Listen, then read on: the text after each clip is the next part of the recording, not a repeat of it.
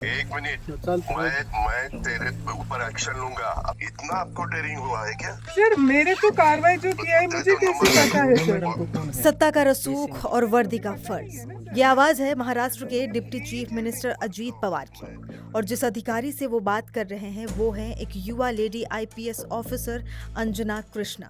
और इस एक फोन कॉल पर हुई ये तीखी बहस अब पूरे महाराष्ट्र की सियासत में भूचाल ला चुकी है। एक वीडियो वायरल है और इस वायरल वीडियो ने एक सवाल खड़ा किया है। सवाल ये कि आखिर कौन है ये लेडी आईपीएस ऑफिसर जिसने महाराष्ट्र के दादा यानी अजीत पवार को फोन पर ही चुनौती दे डाली। अंजना का पूरा नाम है अंजना कृष्णा वीएस। ये वही युवा अधिकारी हैं जिनकी ईमानदारी और बेखौफ अंदाज की जड़ें उनके साधारण से दिखने वाले सफर में छिपी है। केरल के तिरुवनंतपुरम के एक छोटे से कस्बे मलिनकीजू में जन्मी अंजना एक बेहद आम परिवार से आती है। पिता एक छोटी सी कपड़े की दुकान चलाते हैं और माँ अदालत में एक टाइपिस्ट है। अंजना की स्कूली पढ़ाई सेंट मेरी सेंट्रल स्कूल पूजापुरा से हुई है। इसके बाद अंजना ने एनएसएस कॉलेज फॉर वुमेन निरामंकरा से बीएससी गणित में ग्रेजुएशन पूरी की। अंजना के सपने बड़े थे। दिन रात की मेहनत के बाद उन्होंने यूपीएससी की सिविल सेवा परीक्षा 2022-23 में 355वीं रैंक हासिल की और अपने कंधों पर सितारों का वो सपना सजाया जो आज उन्हें सत्ता के सामने तन कर खड़े होने की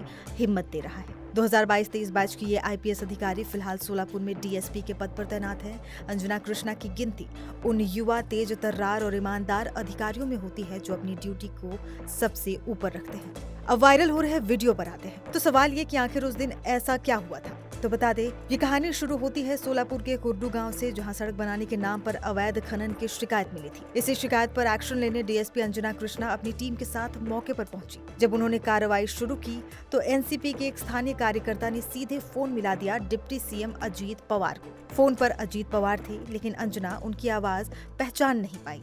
अजीत पवार ने फोन पर खुद को डिप्टी सीएम अजीत पवार बताते हुए कार्रवाई रोकने को कहा, लेकिन अंजना ने जवाब दिया कि मैं आपको नहीं जानती, कृपया अपने आधिकारिक नंबर से कॉल करें। बस यही वो लाइन थी जिसने अजीत पवार का पारा चढ़ा दिया और उन्होंने वो कह दिया जो अब वायरल है।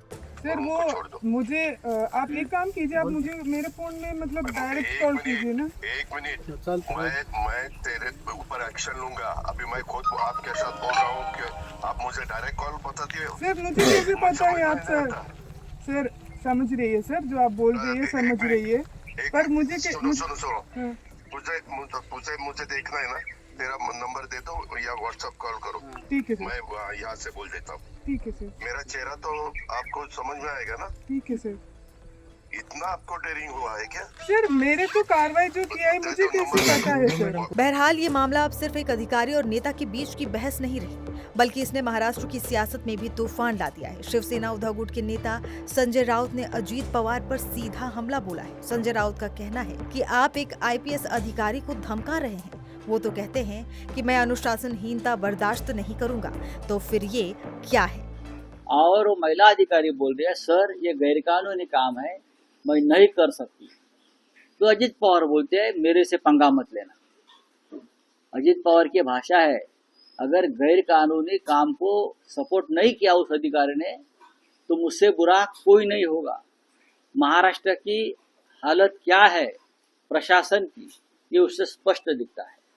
मैं देश के गृह मंत्री को ये आह्वान करता हूँ कि एक युवा आईपीएस अधिकारी को आपको संरक्षण देना पड़ेगा। चलिए।